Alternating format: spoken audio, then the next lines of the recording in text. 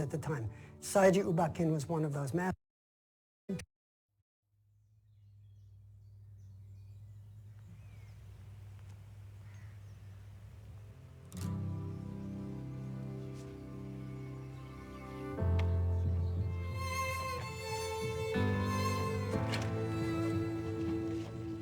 And I remember first hearing that word Vipassana. I just lit up. I went, I want to do that.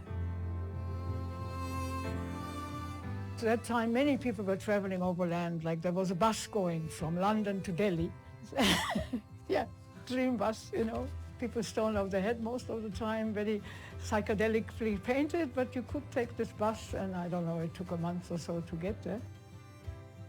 Arrived in India, Wagah, on the border. It was evening, and immediately when I crossed the border, I had this feeling, I'm home.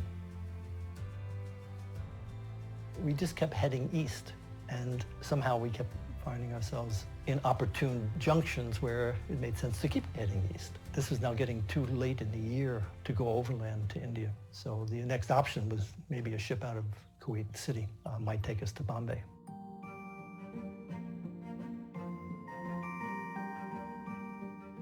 I met this person on the street, and he said, well, the last thing I did in India this time was a course with this man called Goenka. You have to do one of these courses.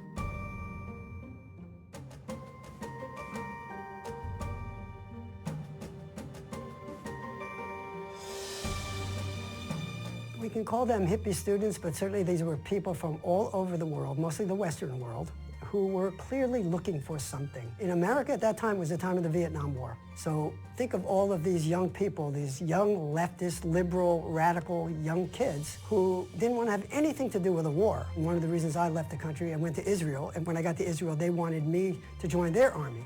I said I wasn't going to join the American army, I'm certainly not going to join this army, and that's when I left.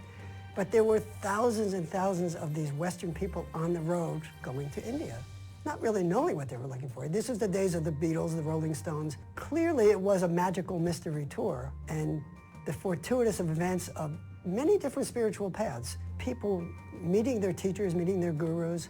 It was an amazing time in India.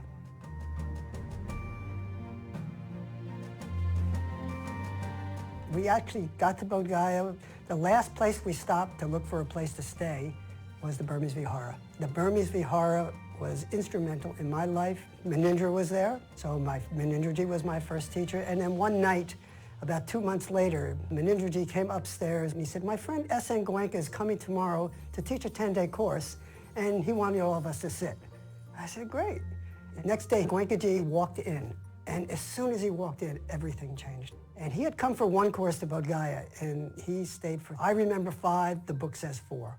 But I can't remember much, so 4 it is. And we stayed and sat all those courses. It was remarkable that this man from Burma, who knew nobody, and all of these Western people, it was like a magnet being drawn to Bodh Gaya at the time, so it was incredible.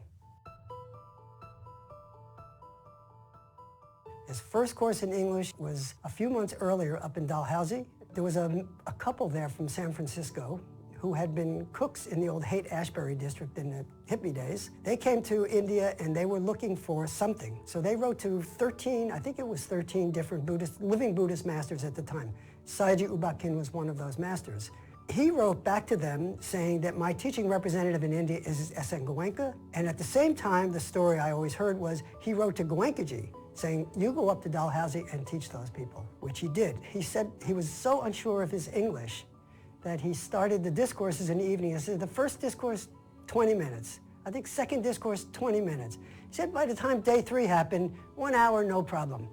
So, you know, that was the beginning of his English career. The course was obviously very successful. All 13 of those people followed him to Delhi, where he did the second course in English. And all of those people came to Bodh Gaya, which is when I met Goenkaji. And by the time I met him, the discourses not so different than what they are now. His English and his mannerisms in English were so wonderful and so endearing that you just wanted to hear them over and over again. And we did. So eventually I made my way to Dalhousie, where I took my first course. And at that time there were 3 courses in a row held at the Grandview Hotel. And Goenkaji's assistant at that time was a man named Judla, who was taking the registration for all of us. And, you know, the Westerners would just sort of come in by train and trudge up to his house, and he'd write our names down. And he was very interested in our stories. And he said, well, have you done any meditation before? And I said, well, you know, not really. I read the Tibetan Book of the Dead or something, and I just really haven't done much. And he said, I think you'll really like this technique. I think you'll really practice this. And I said, that sounds good, but I think I'll only do one course. He said, no, you do all three. I said, okay. So my very first 3 courses were 3 courses right in a row. And it was an amazing experience. My question was, how long do you have to sit? She goes, well, you have to sit an hour, and then there's one time you have to sit actually 2 hours. And I'm thinking to myself, ooh, all right, somehow I'll do this. Right? So this is in the back of my mind as we're coming into Madras now. As the course is coming up, we're in this hotel somewhere. And I said, okay, let me see just how long I can sit cross-legged. So I get myself on the bed. I'm going to try to sit cross-legged for as long as I can. I got 12 minutes. And I dissolved in a great deal of pain from the 12 minutes. So I said, well, okay, I'll just do the best I can. Another thing, a feature in the 10-day courses was that in the evening at 9 o'clock, they served hot milk and 2 cookies for everybody. Now, I was in a big fix because I wanted that milk and those cookies, but I also wanted to listen to Goenkaji's question and answers. So in those days, the seating was a bit fluent. So after the discourse, I would always place myself near the door, and the final sitting is over, Bhavatu Sarvanang, sadhu, sadhu, sadhu. I was out of the door, down the steps, down at the milk pot first, get my milk, get my cookies, wrap it all up, and zip, before half the students were out, I was up again, and right in the front to listen to Goenkaji's answering questions. So the place was a Muslim mosque way out in the countryside. No running water, no electricity. The rooms didn't have flooring, it was just beaten earth. And the roof was just tiles without anything else, so that when I looked up at the roof at night, I could see the stars through it. And I piled whatever clothes I had on top of me. It was a desert, so it was cool. And I thought this was wonderful. I loved it. The course amazed me. I couldn't believe how much pain I had. And I thought that if I could sit high enough, somehow I would be above the pain. Well, so I would pile up my clothes to sit on in the hall because I had nothing else. To see Goenkaji answering questions on a course live, I think I learned as much from that as anything else. You would see people approach him, and as soon as they approached him, they started smiling. You know, they just started glowing as they came towards him. And sometimes they would come up deliberately to challenge him. During one of the sittings, a meditator, a man, he came into the hall and was approaching Goenkaji, shouting and waving his arms. You know, he came closer and closer, and Goenkaji just sat there, smiling and chanting softly. And that was all Goenkaji did. But it looked to me that here was this man trying to attack Goenkaji, and, you know, Goenkaji wasn't afraid in the slightest. There was no sign of fear. There was just peacefulness and compassion. And that proved to me that there is something about this man and about what he teaches. He was a simple teacher in that he just taught the Dhamma. That's all he was interested in. He wasn't interested in getting followers. You know, when he said, come to Benares, I know it was because he knew I needed more guidance and practice or whatever it was, right? So it wasn't that he was trying to get people under his clutches in any way like that. And, you know, he was very, in those days, you know, you could try and take a picture of him and he'd kind of shun you, you know, or laugh it off and say, what are you going to do with the picture, you know? How's that going to help you? Goenka was clearly a businessman. He sat with short-sleeve, button-down kind of Brooks Brothers shirt on and a lungi, and he'd read the Financial Times during break times, you know, and he was walking around with everybody else. It was hard for me because I was the Peace Corps director, and here were all these really disheveled people, some of them barely covered, you know, and he didn't bat an eyelash at all. It was just, these are his students.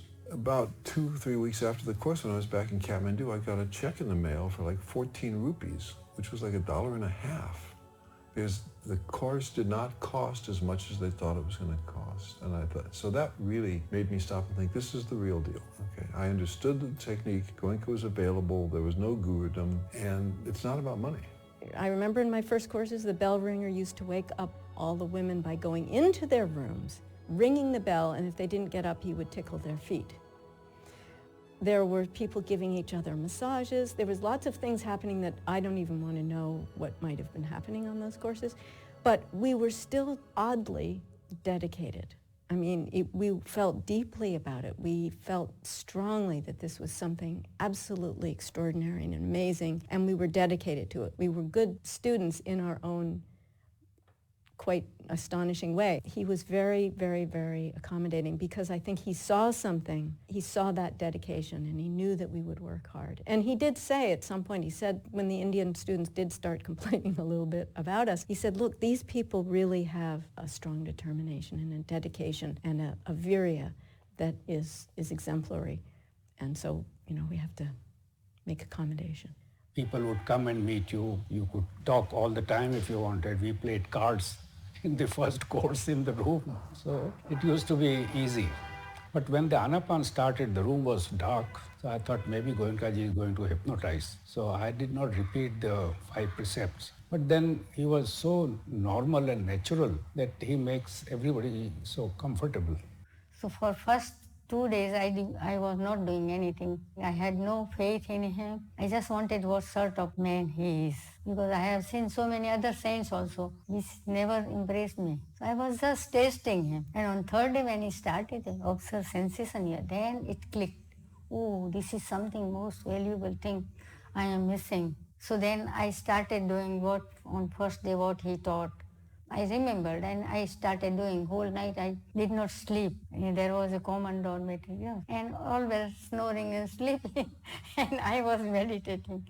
When Goenkaji first came to India, he came just by himself. A lot of the parents of young Indian women did not want to send their daughters to any of these gurus because there was a history there, history of abuse, one nature or the other. Goenkaji always said that when Mataji joined him, that was such a protection for him because it was also a protection for these young girls, and therefore so many Indian families started coming themselves and their daughters because there was a full protection by Mataji always being with him. The other thing that she provided was, he always said that her metta and her sensitivity was so strong.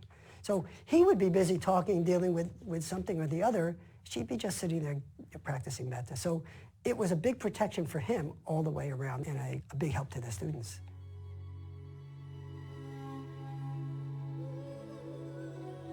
He sort of demonstrated that it's possible. You don't have to be a monk or you don't have to be a recluse of any type. He continued to encourage people to maintain their jobs, maintain their religious convictions, if you will. He was the example of householding, non-sectarian approach. Of course, he came out of a Hindu tradition, but pretty much anybody could see that you can continue to be an ordinary person having a job and doing ordinary things and still experience a deep spirituality.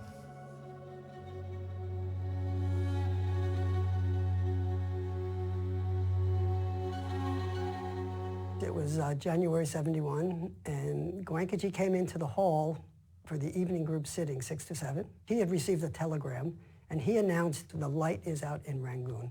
And that was pretty much it that day. But the next day, instead of the normal group sitting from 2:30 to 3:30, he had it, I believe it was maybe 1 to 2 instead. And throughout the entire sitting, Goenkaji talked. And it was very interesting to hear what he said, because he was saying things like, now they're putting the body in the fire, and the fire is consuming the body, and on like this throughout the whole thing. And at the end of the sitting, he said, the body is now fully consumed. And everybody's sitting there saying, well, how do you know that? And I asked him years later what actually had happened. And he said when they put the body in the fire, he felt his own body start burning. And it burned through the entire sitting. And at the end, he felt nothing but a cool breeze of metta. He knew that the body had been completely burned. And he also said that Sayagyi's metta for him became much stronger when Sayagyi was no longer bounded by the physical body. I mean, we all know the gratitude that Goenkaji had for his teacher. So even after Sayagyi's death, that connection that Goenkaji had with Sayagyi was so powerful. I mean, every course he taught credited Sayagyi for that course. In October 77, I made a trip to Burma. In those days, you could get a 1-week visa. U Ba Khin had died, but his assistant, Sayama, was there. I remember for checking, the way they would do it, every evening they had a meditation hall, and at the back of the hall was a table where people would sit around and they would serve lemon water or other cold drinks. One time, Sayama translated, she said to me, you're always thinking. And of course, 100% right.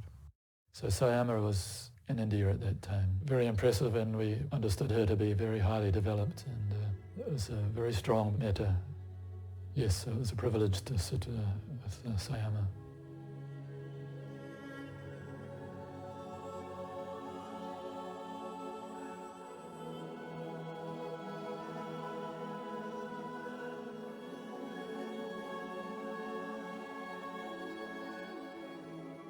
How did it happen that this tradition, which obviously started with the Buddha and was maintained by the monks, started in India, went to Burma, but was maintained by small numbers of very serious meditators and scholars both in Burma? How did it come to flower in this unlikely form of householder tradition? I mean, that's the story of the lineage of teachers. We know now what Ledi Sayadaw's role was. We know how he passed it on to Sayataji, who had a very important role in innovating and making it accessible to people who didn't have the kind of time monks have. We know that U Ba Khin was the one who then took it and opened it up using his English knowledge and his knowledge of the teachings of the Buddha to householders in a way that would fit into their life and was able to attract more sophisticated, more educated people. What Goenkaji did in India and from India to the rest of the world is just, to me, the most unlikely story. And yet we know it happened because it's still happening today. We still have these centers just crowded with students who are coming to learn this technique and taking it home and practicing it as best they can. It wasn't just Goenkaji who saw the potential in householders. Don't forget, the Ledi Sayadaw, starting with him, he saw potential. The entire chain of teachers, the lineage that we've inherited, down to Goenkaji, obviously, were focusing on householders. But the respect for the Sangha was there the entire time because everybody recognized, as I do today, that we wouldn't have what we have. We couldn't have inherited the Buddha's teaching had it not been for the Sangha, who kept maintaining both the scriptural understanding and the practical understanding down through how many generations? At least 100 generations. So how can you not have respect for the Sangha?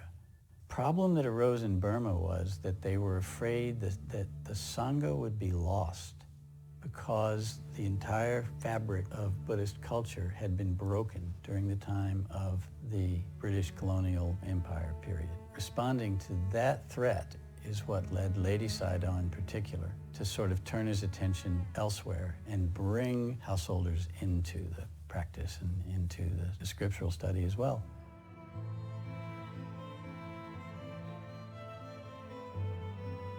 We always heard the story from Goenkaji about his teacher, U Ba Khin, before he was Sayadaji, crossing the Rangoon River on the ferry and then having to slog through muddy paddy fields to get to Pyabweji, to get to Sayataji's teaching center. And there was no special accommodations made. Nobody was picking up students at the bus stop or anything in those days. You had to work to find your teacher and to get there. U Ba Khin began teaching in an interesting way. We know the story of his meeting the Webu Sayadaw in 1941, which was a chance meeting.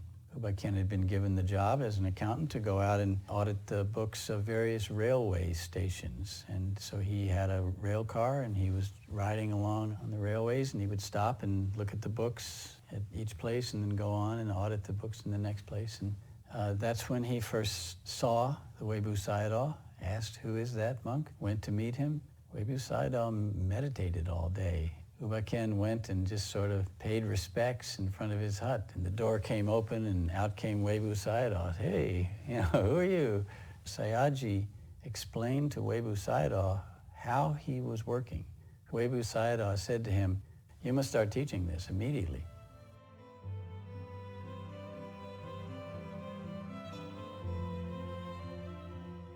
Uba Khin had a family, he had wife and children, he had a job, he would go to his job every day. He lived the normal life of a householder in the capital city there. He would go off to work during the day, he would come at night, he would check on the students, how were they doing, and then he would go back to work the next day and so forth. I was asking about Uba Khin. People said Uba Khin was a bodhisattva, and what did that mean exactly? This was walking along the beach in Juhu, and he told me, in the experience of meditation, you go deeper and deeper and deeper, and you come up to the gate, and you can peer through the bars of the gate, and you know that beyond the gate is a pool of cool water, and you even feel the coolness, but the gate doesn't open for you. And this happens once, and then it happens repeatedly, and you don't go through that gate.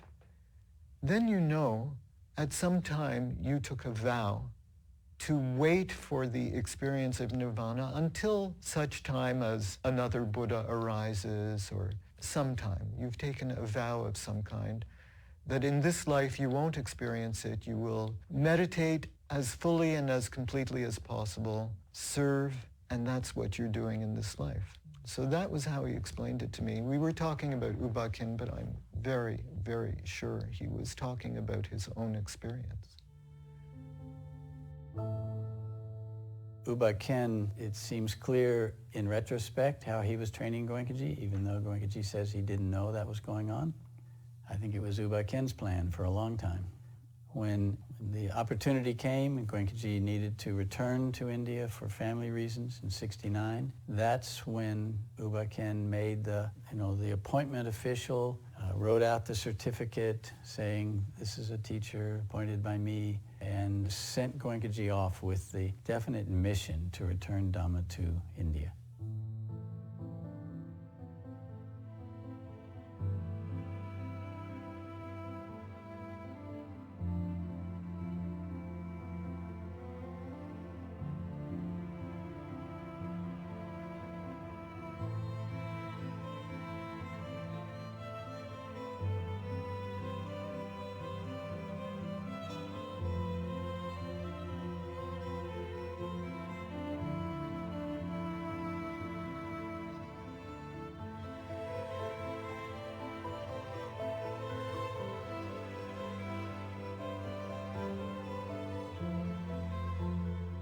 He would have loved to have gone, and the best he could do, given the circumstances, the political circumstances of the time, was to teach Goenkaji as best he could and send Goenkaji off to start teaching. It was also a way of giving Goenkaji some confidence. This was, I think, a surprising idea for Goenkaji. When Uba Khin appointed him a teacher and sent him to go to India and return the Dhamma, I mean, that's a big, a big weight to put on someone's shoulders. And so by Uba Khin saying, don't worry, you're not going, I'm going, it meant you have all my support, at least that, and it would have been a confidence boost for him.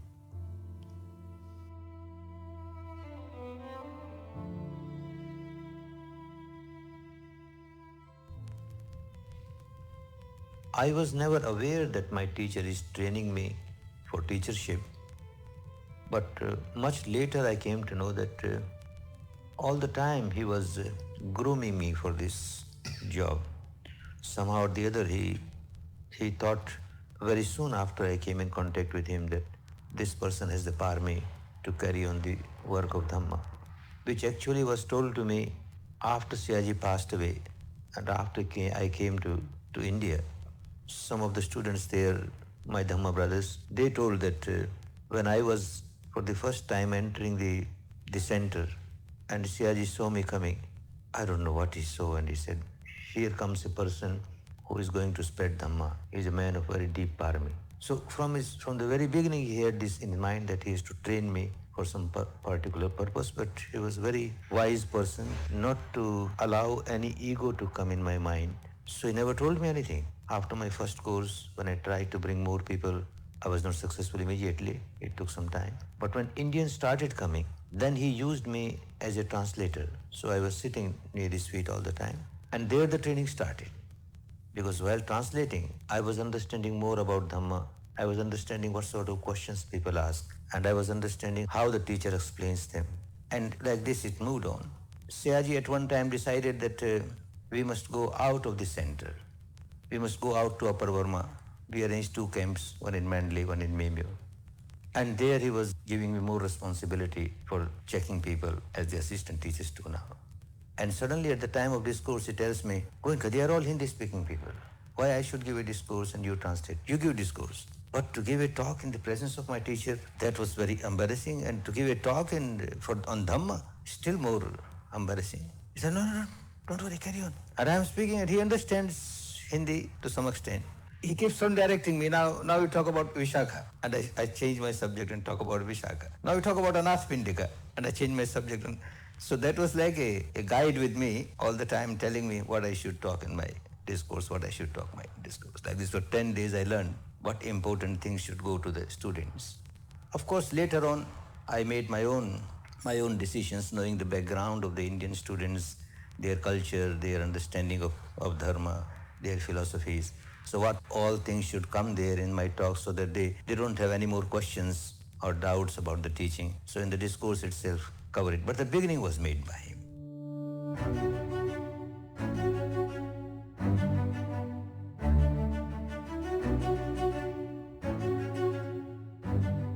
I was working in the Burma Government Trade Organization, and then I first went to a Buddhist monk's Vipassana course.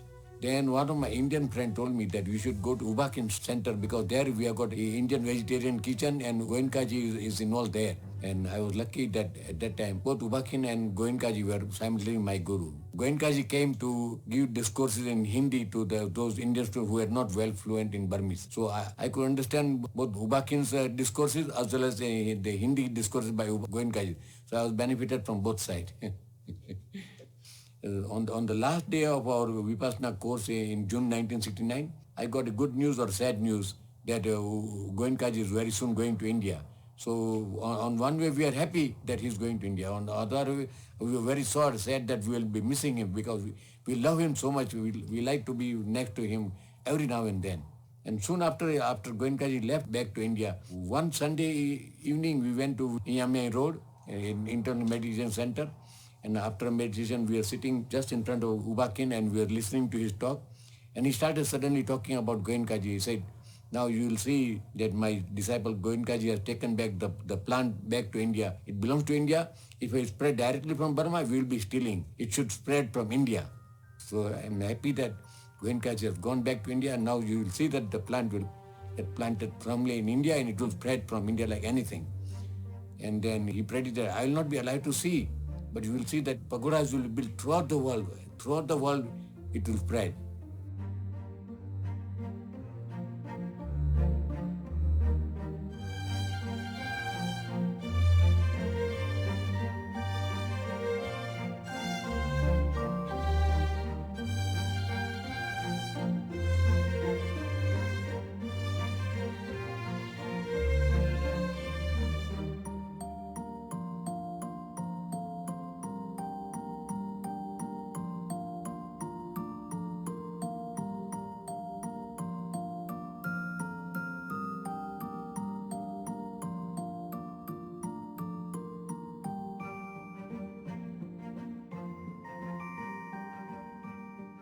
The first day, I started from the beginning. I had to go with him for typing and correspondence. So like this circular was made. He started that I am here teaching Vipassana course. Sayaji has given me permission to teach Vipassana. If you are interested, there will be a course in July. When he is traveling, I go with him. So everything, all this stationery, I took with me in the typewriter, portable. He used to train second class, not even first class, because Mataji was not there, just only him and me going to all over India.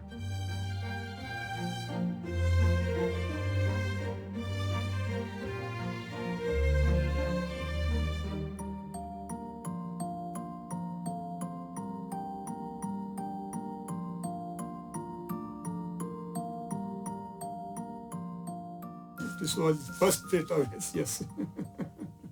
This was the first course and the place was Panchayati Wadi, July 3 to 13. First page started with surname Mr. Adukia. This is Mr. Natwarlal Parikh, who attended the 55th course of India. Mrs. Parikh was 1976. She attended the next course.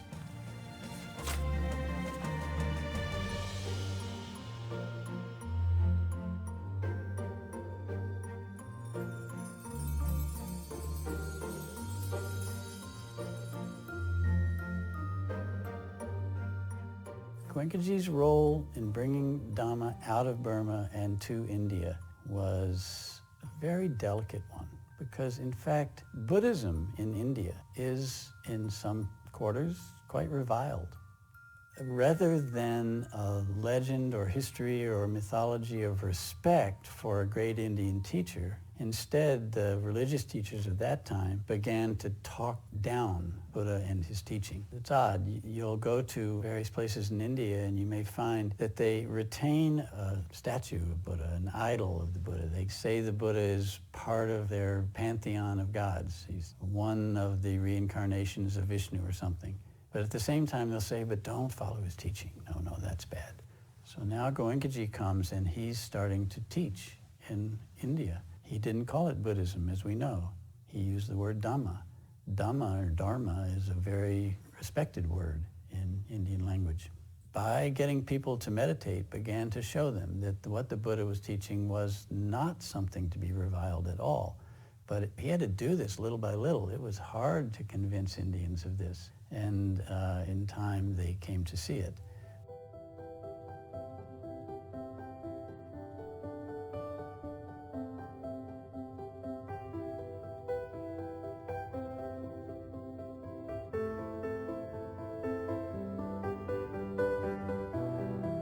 So many times, Goenkaji would set up for a course, and you find, oh, it's on a very busy street. The train is running right by there, right behind the Dhamma hall. And out there, right on the street, there are people selling chai, selling bidis. There's almost like a market going on. So this was the constant battle, trying to find a way to teach people when you had way less than ideal conditions. This is one of the reasons that Sayaji encouraged one of the few Indians who were students of Goenkaji's, who came to Burma to meet Sayaji before he died, to go back to Bombay and start an organization, start a trust, and get a center where Goenkaji can really teach. It's only then that the Dhamma will get really well established. So that was Sri Ram Taparia. He went back and he did that. He started the Dhammagiri Trust, and they set about trying to find land and raised the money and bought the land and got the center started. We heard on Metta Day, somebody was saying that, Guruji was looking some place for meditation center. So myself and Bhojaraji went to Guruji and requested Guruji, while you are going to Bombay, we have few places in mind, in Igatpuri. Few mango trees were there, all just like a barren land. Somebody asked, we heard that you are looking some place. So he said, no, the place was looking for us.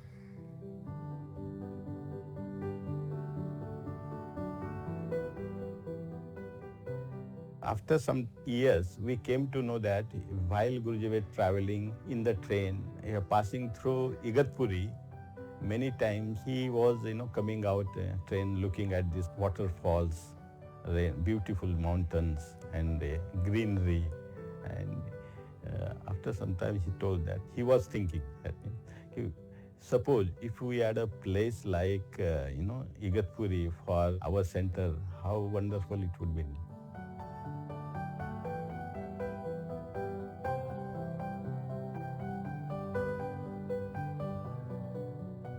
Two bungalows, a shed, and a big storage godown. There's no electricity, there's no water. The place is infested with insects, scorpions, snakes, centipedes, and Graham's living there in one of the bungalows in one of the rooms. And if you want water, there's a well at the bottom of the hill. You go down there and bring back buckets of water, candles. So, I asked, so what are we doing here? And he said, well, Goenkaji said, just meditate.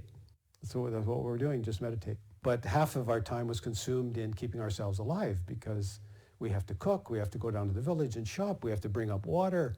We did the registration, we served in the hall, we supervised the workers, we counted the cement bags and weighed them, how much had been pinched on the way. I mean, you heard a truck at night, you jump up because it's a truck. So either it brings water or it brings cement or it brings something. So it's sort of all-rounders. And we did a 3-day self-course in the cave. And on our way back from the cave, we saw these huts. As you come through Tingawari Valley, we saw these huts, and the trust was in the process of building the big, long accommodation, the bungalows. And so I said, Ryan, it'd be great if we could have some huts like this. So we spoke to the trust, and they agreed. So we made 2 circles of huts. Every villager knows how to make a hut. So why don't we engage some of the local villagers to come, and you just make a mud platform, cover it with rough stone tiles, and put up these wattle walls of reeds, pack them with mud, and put a palm leaf roof on it, and you have accommodation. So I think by the time I had come back that fall, there were 2 circles of these huts. And whenever there was a Metta Day, so many Igatpuri people used to come and visit the Megiri. And they will go around and say, where is your teacher? Where is your guru? You know, they were looking for. And Guruji used to mix with the students that time. He wasn't just sitting in the residence. And he will himself say, oh, here I am. I'm standing.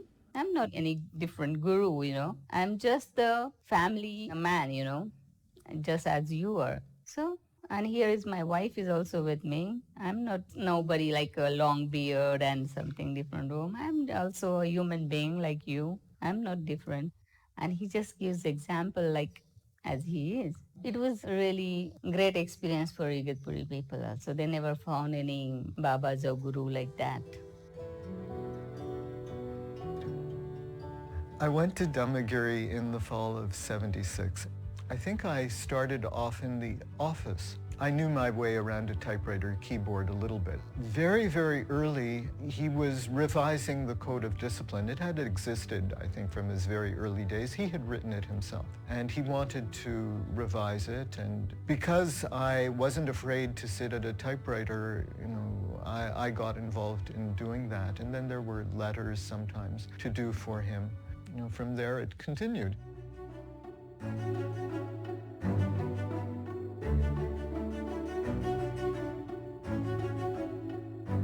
Yeah, so then Goenkaji gave, when he was here, he said, okay, you have this pit duck, and then when I come back, I think in May, we have a little ceremony and we put this foundation stone.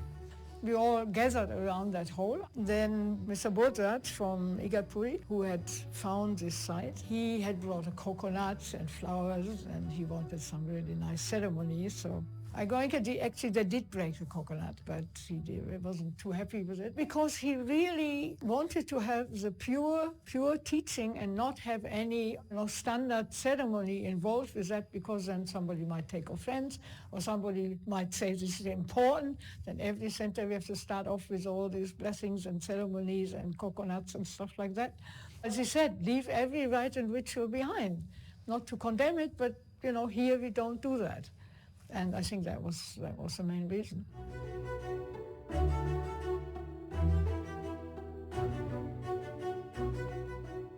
David Young was a meditator from New Zealand who actually served on my first course. And he was charged with starting to build the initial pagoda, which was much smaller than what you see at Dhammagiri now. And so there was a group of Westerners that would work with him, and he was a carpenter, quite a skilled carpenter, and we would all get out there in the relentless sun and work in pretty atrocious conditions. And it was really hot, heavy work, and all the scaffolding was made out of bamboo and string. But we were young and we loved it. We were having a great time, and it was the Dhamma, and Goenkaji was coming. Those early days of Dhammagiri were really very memorable and very, very special.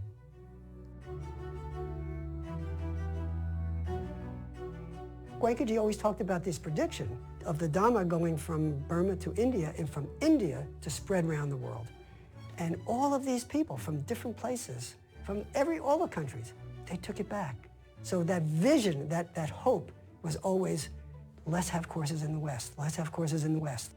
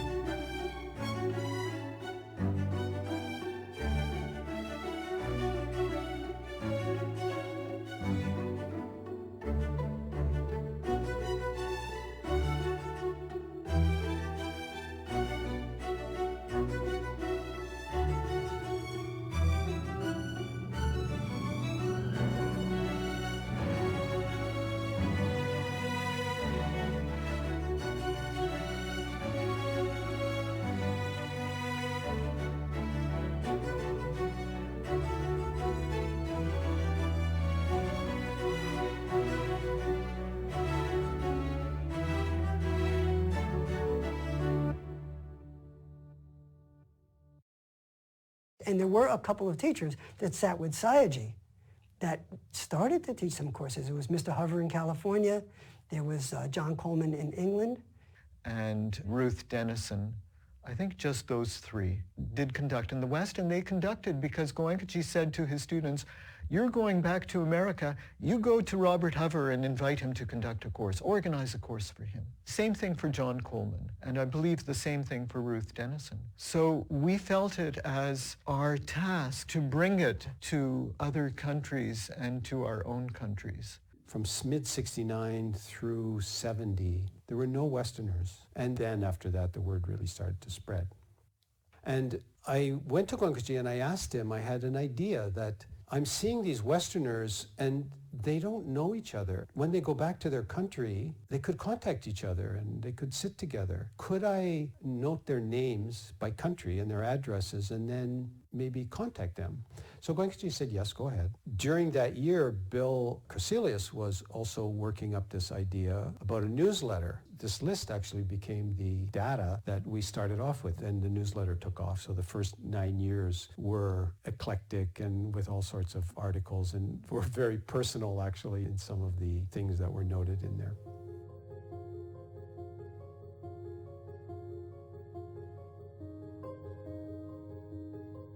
Oak Tree House was a Vipassana community that was got together by some meditators who came back from India. And it was an idyllic, thatched 16th century house. There was 6 acres of landscape garden, and we had an acre of vegetables. And I think anywhere between 15 and 30 people used to live there. So that was the base of Vipassana in the UK in those days. And somebody offered if I wanted to manage a course for John Coleman.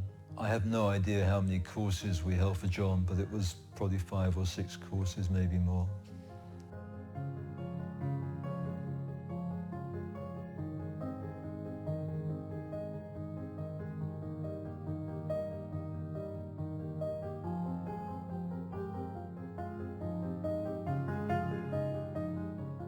Goenkaji, he had a Burmese passport, which he treasured very, very much, because this was his motherland, and they had given him permission to come to India when nobody else was allowed. So he was very careful, and as a mark of respect, he wanted to keep this Burmese passport. Then he had promised some French lady who had been really insisting that please come to the West, come to the West. So he said he had promised that he would come. 10 years, I will go to the West. So 10 years was nearing its end, and he still had a Burmese passport, and she said, you promised? And he said, yes, I promised, and I will keep my promise. And it was a very short switch over that he said, okay, I've asked the Burmese government so many times, they don't endorse it, I change my nationality.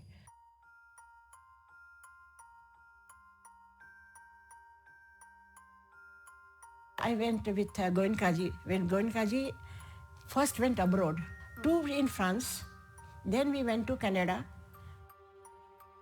and then after coming back, 2 in England. So total 5.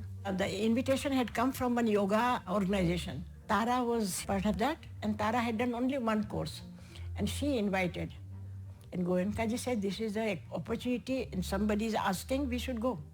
All the meditators were there, except in France, we had little bit difficulty with the French people. Even somebody will kiss Mataji, and that, very interesting, the culture difference. Okay. When we went there, they had arranged the rooms for us, but couple in 1 room. They have arranged everything before we went. So Goenkaji said, no, you have to change. And the people walked in and suddenly were confronted with the discipline that was expected of them, silence and segregation of men and women. And it was wild, I have to say. I was sort of desperately trying to keep things in line. My job was to ring the gong, and people resented that. I would leave it on a nail outside the meditation hall. One day somebody moved it so that the nail was high up out of my reach. So I went to the kitchen and got the top of a pot and a spoon and went out round with that. Every day I would see things that were shocking for me, somebody giving another person a massage in the meditation hall. One evening there was a couple out on the lawn doing ballet at 10 p.m. or something like that. And so I would keep going to Goenkaji and saying, Goenkaji, this is happening. Goenkaji, they're doing this. Goenkaji. He just smiled and looked off as he would usually do. This was his attitude, just accept. This is the situation and be equanimous with it. We can't change it.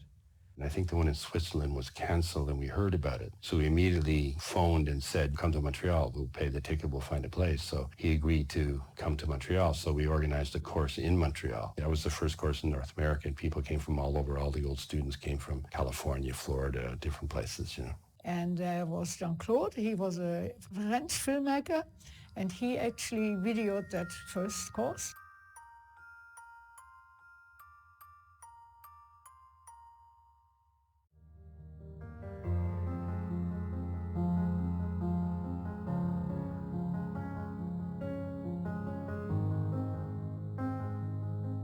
There was a pilgrimage by train to Bodh Gaya and some of the other places associated with the Buddha. And as we were on the train coming to Bodh Gaya, Goenkaji called me into his compartment and he said, Bill, I'd like you to be an assistant teacher. And my response was, oh, certainly, Guruji.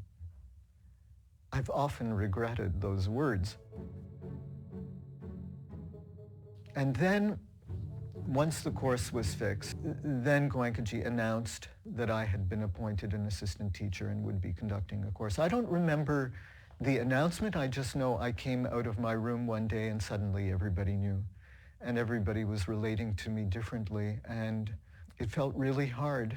I felt really exposed. I felt people immediately looked at me, thought of me in a different way, and had expectations of my meeting a certain standard that, I still inside felt quite a beginner.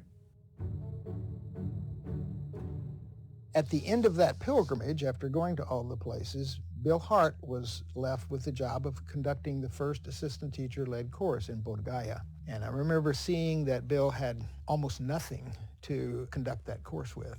And it just impressed me about how difficult that would be to represent my teacher and try to conduct a course like he did. So on the way back to Bombay, I talked to Goenkaji several times and asked him, what about letting me record these courses next summer when you come to the States? And at first he said, no, let's don't do that. That'll disturb everybody. And the students will get all bad results as of it. And I kept saying, well, no, I'll be like a little mouse and I'll set the camera really low and it won't distract anybody. And he finally said yes. So I arranged all the equipment, went to the camp area in Northern California, and we recorded that course, both in audio and video. And that was the beginning. And after that, I went back to India every winter and carried equipment, recorded there all winter, followed him around all summer when he was in the States and recorded in English and so forth, and began the process of preparing tapes so that the assistant teachers could conduct the courses just as he did. This was the very first course conducted by an assistant teacher, the very first 10-day course. And Goenkaji had said that giving a course is like taking an adhitthana. It's making a strong determination. I will do this and I will carry through to the end. So, when a teacher undertakes a course, he or she is making that strong determination. And Goenkaji said to us, if everybody leaves, doesn't matter, you continue. If you do a self-course and continue to the end. So we started off and, the first evening played Anapana, and then day one, it was all new and it was all an adventure. Anyway, the first day passed pretty much like the first day of any course. And in the evening, I turned on the discourse and felt, okay, now I can relax. This is what I always feel when the discourse plays. Okay, now they have Goenkaji. And then after the discourse, there was a break and they came back in the hall and it was time for the final sitting.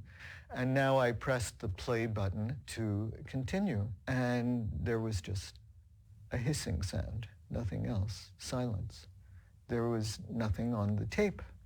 And Goenkaji had said, any time that the tapes fail, you have to step in just like that. You must be ready to do it. So here it was, day one, and I had to be ready to give the instruction. And so the first thing I was asking myself was, okay, what is the instruction? But anyway, I recalled it, and I gave the instruction. So 9 o'clock came, and so I did it. I chanted Bhavatu Sabba Mangalam as best I could. But what was so amazing was that as soon as I started doing it, it was a wave of, the whole description, just vibration, vibration, vibration. That made me feel that I wasn't there alone. This is something important for assistant teachers to feel. The danger is that we feel, I am doing this. And so in that case, you're doing it with your own limitations. Bill Hart, so much and no more, with his own ego and with his own perceptions. But if you can just set that aside and realize, I'm just here representing my teacher, nothing else, then it's a really powerful experience and really inspiring experience.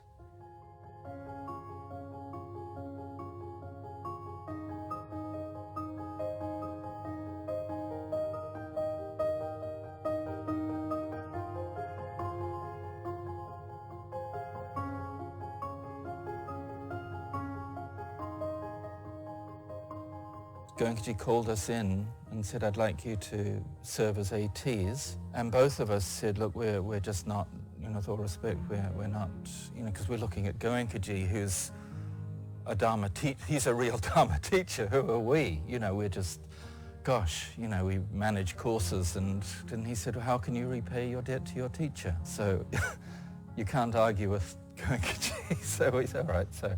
So we started conducting courses. At the beginning, Goenkaji wanted ATs to start giving instructions to lead into giving discourses. He wanted the tradition to continue in that way. And so on some of the early courses, we did give instructions, not as well as Goenkaji by any means, but what he started seeing was that variations were creeping in. And I think it was one of the best things he ever did to say, look, we're just going to use the tapes. That's the resource now that people come back to, because everybody's got their own slight interpretation, a slight different emphasis. So even though there was quite a bit of criticism, people say, well, ATs are just pushing buttons, what are they doing? I don't mind. I'd rather people get the Dharma, get it clearly in the skillful way that Goenkaji presents it. So, yeah.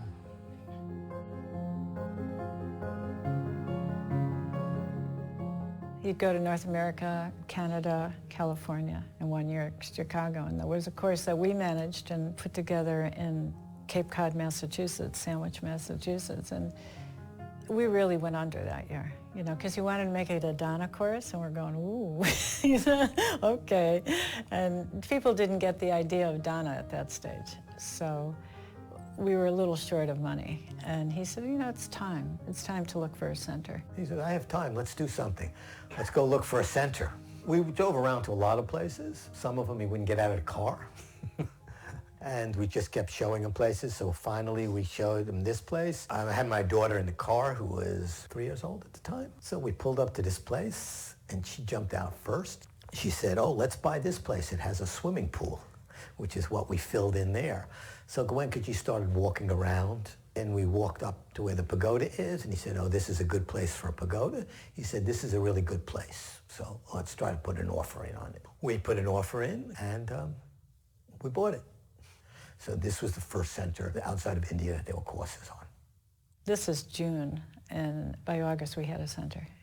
That's how quickly it happened. And that's when Damodar started.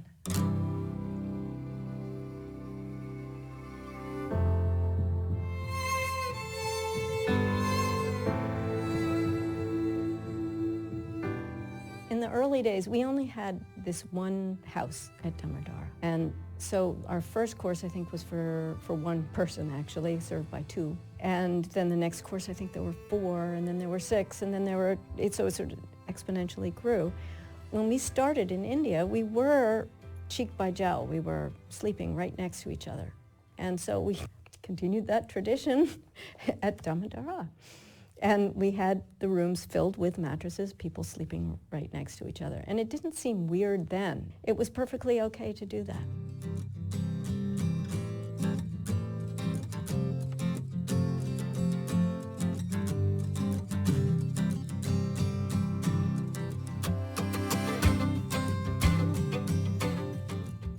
It was a very cold, bitter mountain winter.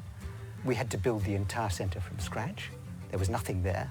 No utilities, nothing. There was just bush, there were no structures on it. We asked Goenkaji what is the priority when we're starting the centre. And he said the same as what he said with Dharmagiri. The meditation is the #1 priority, and he hoped that we could have continuous meditation as soon as possible. Because there was no management guide, nothing to tell us what should be done and what shouldn't be done. It's difficult to create that kind of pure environment in a new place where it was just bare land.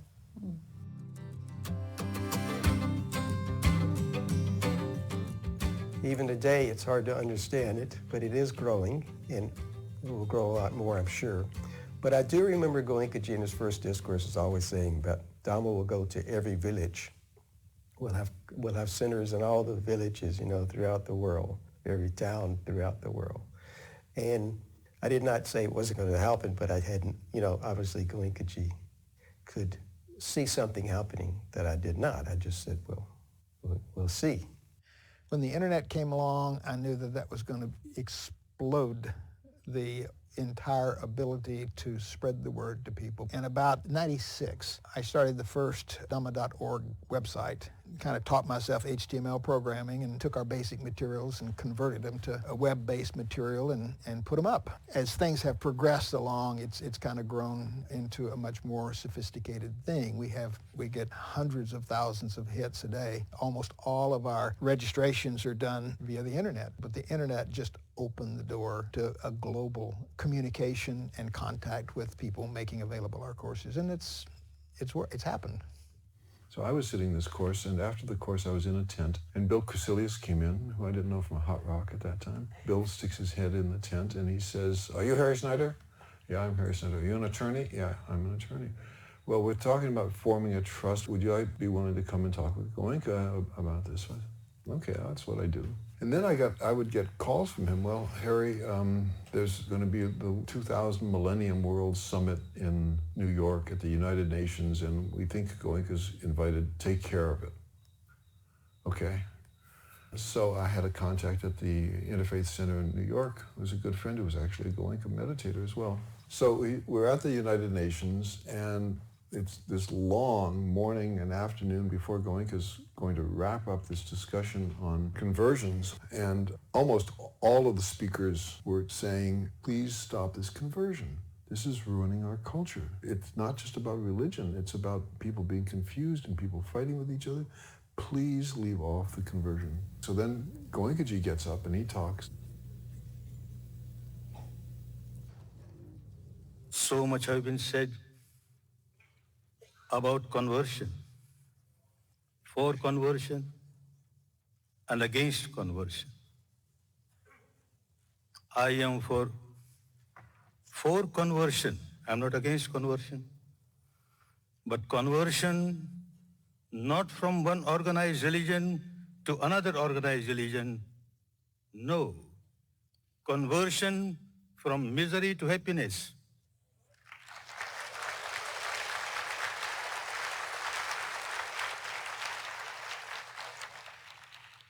When I generate peace in my mind, the entire atmosphere around me gets permeated with the vibration of peace. Anybody who comes in contact with me starts enjoying peace. This is the real conversion which is necessary, nothing else. It was really a miraculous moment. Before that, I'd asked Goenkaji, "What are you going to talk about?" He said, "Oh, I've worked something out." And he'd written out this whole thing the night before.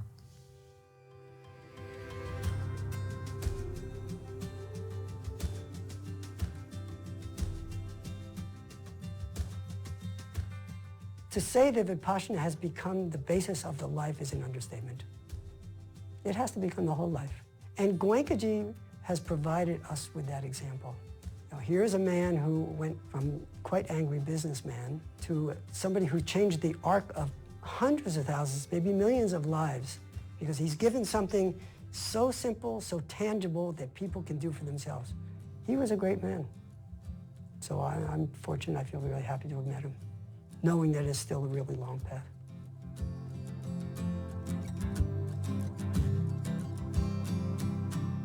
When we first started serving on courses in the West, we felt like we were definitely aiding Goenkaji. We were his hands because obviously, and he said so many times, I only have 2 hands, you're the 1,000 hands. And we definitely felt like that. This is some way that we can repay back our debt of gratitude to him by helping and serving so many people in so many ways. And we really did do everything. I mean, in the early days, we were managing, we were cooking, we were cleaning the toilets, we were doing absolutely everything. And though we were exhausted half the time, usually it was with a lot of joy and a lot of gratitude. So it wasn't a hardship for us. It was just absolutely joyful.